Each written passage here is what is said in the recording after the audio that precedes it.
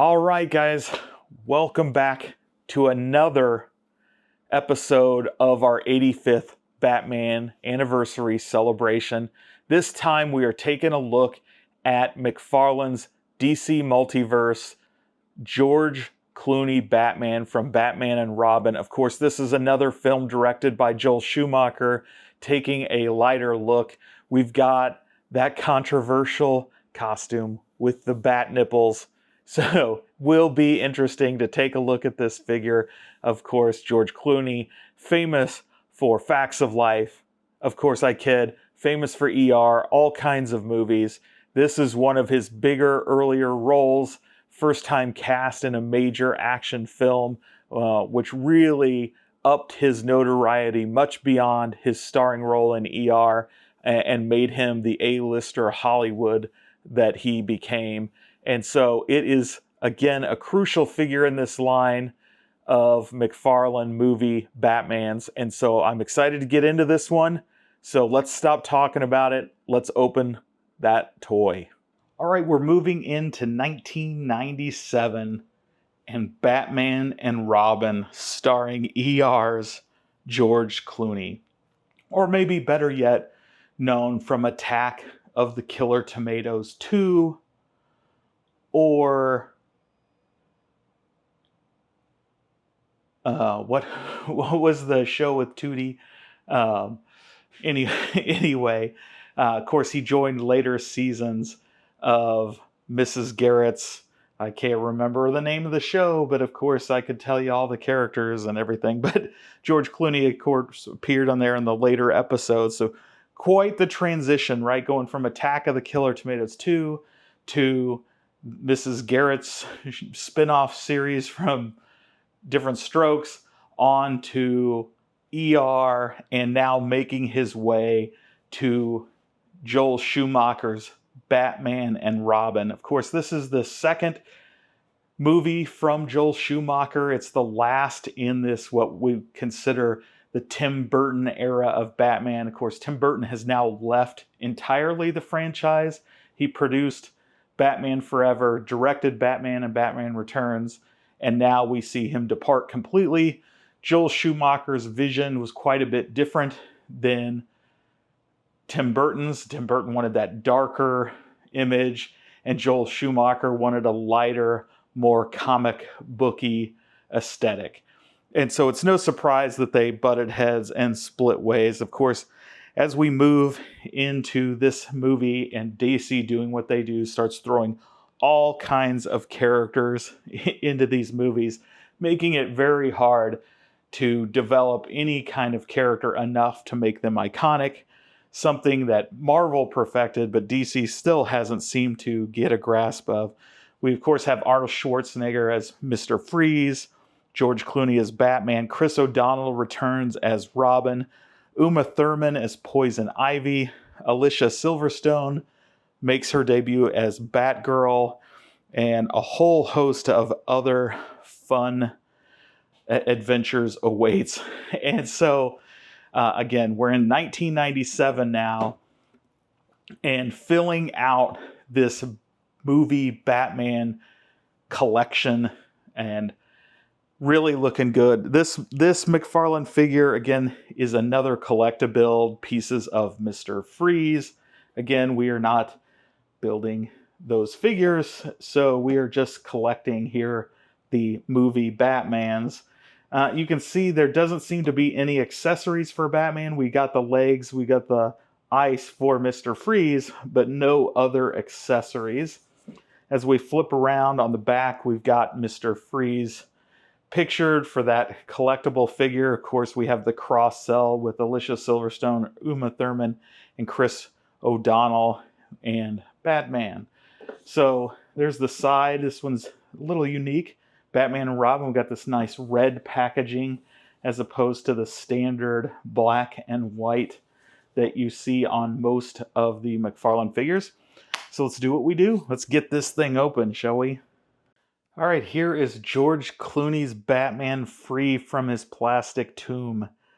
This is one of the more interesting figures and one of the most interesting thing, I think, is as we move forward in time from these movies, from that 66 Batman movie into the 89 Batman and then into Val Kilmer in 95 and George Clooney in 97, we're actually going backwards in time from the McFarlane releases. So this is early 2023 or sometime in 2023 this figure came out.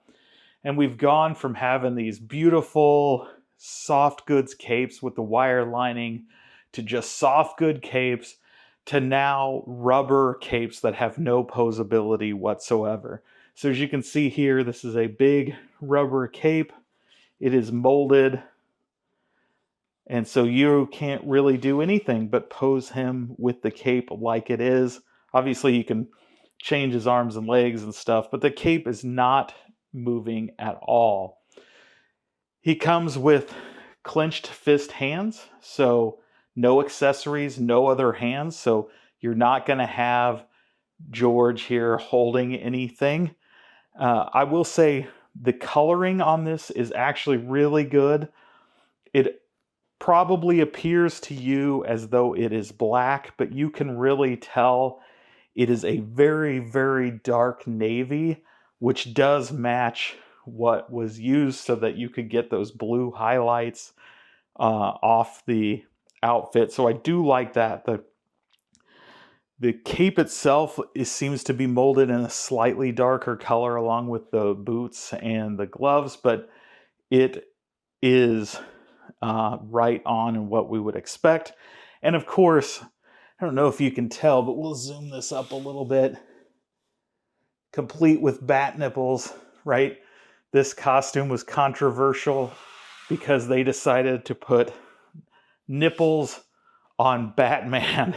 So this was one of the suits that really they wanted to accentuate the human body. So Joel Schumacher and the costume designer really wanted all the anatomy on the suit to be muscular accurate. So where you see the muscles is where they would be. They didn't go over the top like maybe they did in some of the earlier suits, but they took it too far and put nipples on Batman's suit, which really doesn't make a whole lot of sense. But hey, it is what it is.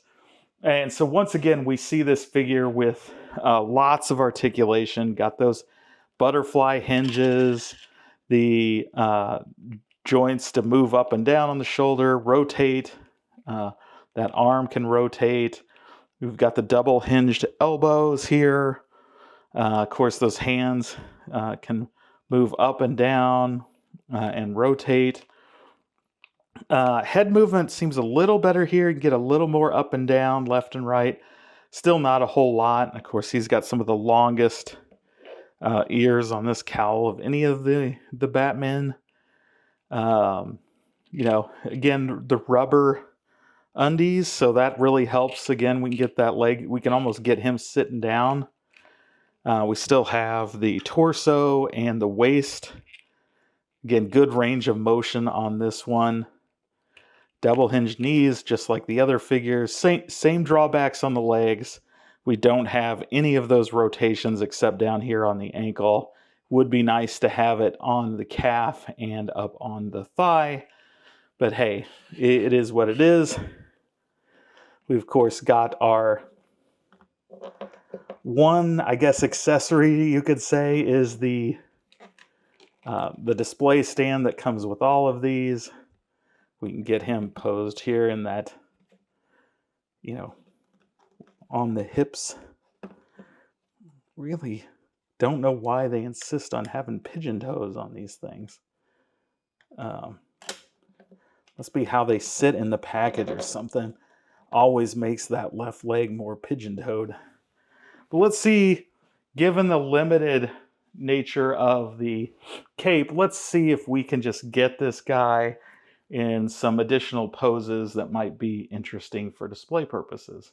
So as you can see, we have a pretty wide range of poses, and I say that sarcastically to match some of the shots from the films. And of course, I neglected to include the included card on here. So here you have Of course, George Clooney's Batman. On the back, you have that data file. So go ahead and feel free to pause and read that if you want. Here's our iconic pose, matching that fist held high in the air. I don't know if he is, in the Olympics or if he's just down with the Marxist regime. Ha ha ha! I kid. But really, we're pretty limited in what we can do on this figure. Again, the cape really limits us on what kind of poses would actually look good and look right. And then on top of that, the hands just being only clenched fists. I guess, this figure you're just supposed to punch away. You're not going to get too much great looking poses out of this. Of course, obviously use your imagination. You can get in there and get some iconic looks, but just remember, you're limited by that rubber cape. So I'd really like to see these, as we move into some of these other Batman figures, them go back to that cloth cape, especially the wire-lined capes. You can just do so much with those. And of course, we're adults now. Our version of playing with these toys is posing them, is recreating those iconic scenes from the film. It's, doing stop motion action if we wanted to make little animations, things like that. I want to show this figure from all sides here. As you can see, there's not a whole lot to this guy. But he does look good. Looking at the face here, it is a close resemblance to Clooney. I wouldn't exactly call it like dead on by any means. Definitely not as close as the Val Kilmer. The Val Kilmer man looks really, really like him. The Adam West one, again, really good. Even the Keaton figure looks a lot like Michael Keaton. So this is a decent sculpt. I wouldn't say it's one of the best. I would say they paid much more attention to detail on the suit, which I like. Getting that color right all throughout the suit. The rubber cape looks good if you're standing still like a statue.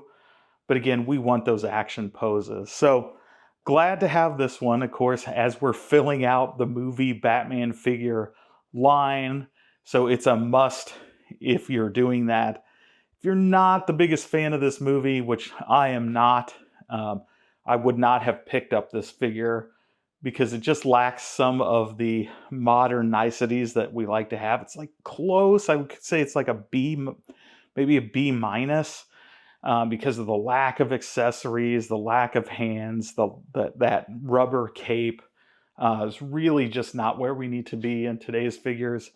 But since we're going for that overall celebration of all the Batman movie characters and actors, this is, again, a must-have for me. So glad to have this one, and we'll be moving into another Batman figure. So stay tuned on the channel as we jump into that. All right, guys, what did you think of this one? I think this one, other than that rubber cape, I really like the cloth capes better. Really wish we've got those wire linings in the capes and all these figures, but the sculpt on this one, the color on this one, perfection. You could not have done this figure better. Happy to see the work that McFarlane did on this one, and it is a great addition.